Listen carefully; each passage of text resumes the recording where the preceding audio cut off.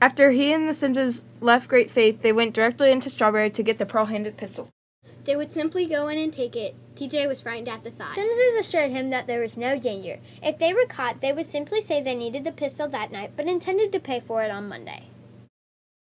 In the storage room at the back of the store was a small open window through which a child or a person as thin as TJ could wiggle.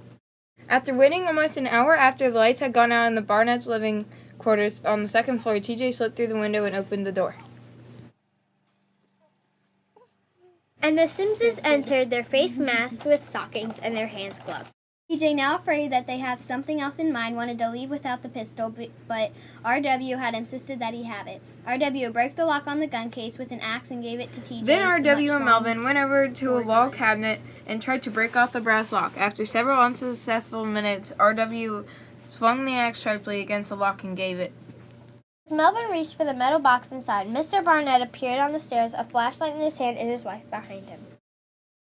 For a long moment, no one moved or said a word as Mr. Barnett shone the light directly at TJ, then at RW and Melvin, their face darkened by their stockings. But when Mr. Barnett saw the cabinet lock busted, he flew into a frenzied action and, huffing madly down the stairs, trying to Struggled get with Mr. Barnett getting the better of Melvin until RW whooped Mr. Barnett solidly on the head from behind with the flat of the axe, and Mr. Barnett slumped onto the heap on the floor as if dead.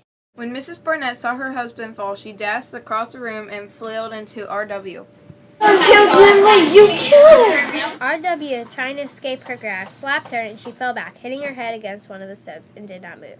Once they were outside, TJ wanted to come straight home, but the Simses said they had business to take care of and told him to wait in the back of the truck. Simses were mad, so they beat TJ.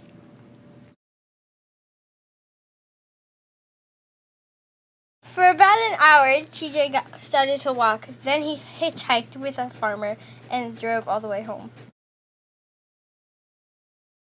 But then Barnett's dead? You looked at Stacy. You know what they would do if people found out? You gotta help me get home. RW and Melvin let me wait in there for me. Star ain't lying, TJ. I swear everything I told you was the truth. I admit I was lying about your mama, but now I'm telling the truth.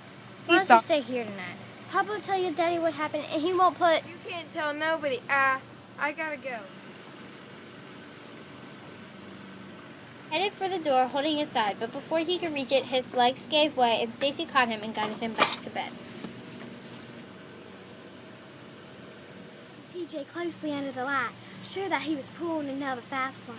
But then he coughed and blood spurted from his mouth, his eyes blazed, his face pale, and I knew that this time TJ wasn't faking. Your bad hurt, TJ.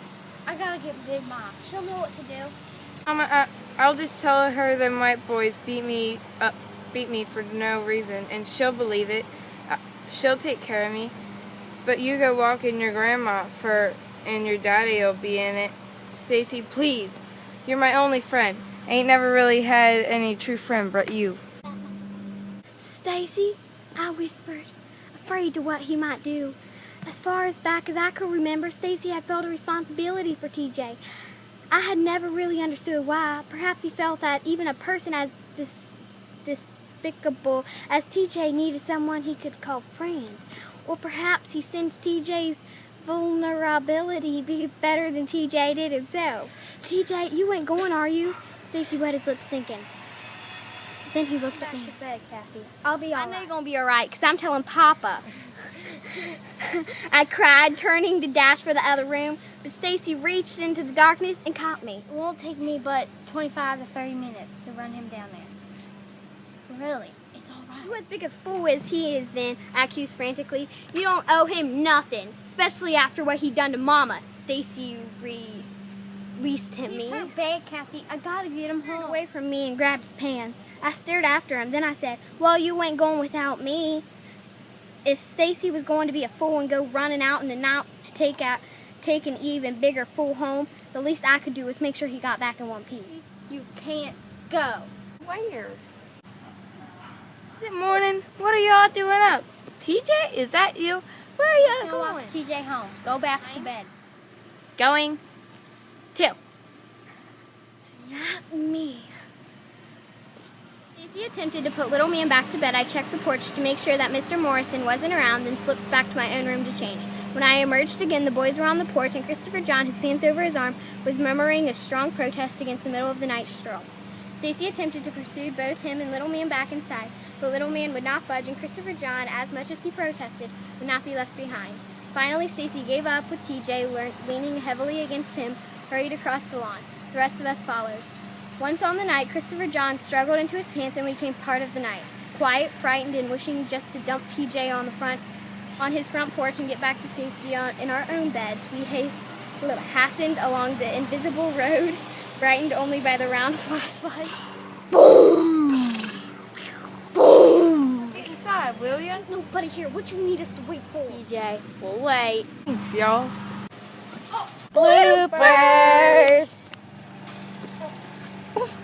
While Stacy attempted to put Little Man back to bed, I checked the porch to make sure that Mr. Morrison wasn't around, then slipped back to my own room to change. When I emerged again, the boys were on the porch, and Christopher John, his pants over his arm, was murmuring a strong protest against the middle of the night stroll. Stacy attempted to pursue much as... I know you're going to be all right, because I'm telling Papa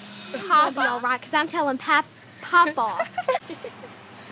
I swear everything I told y'all is the truth.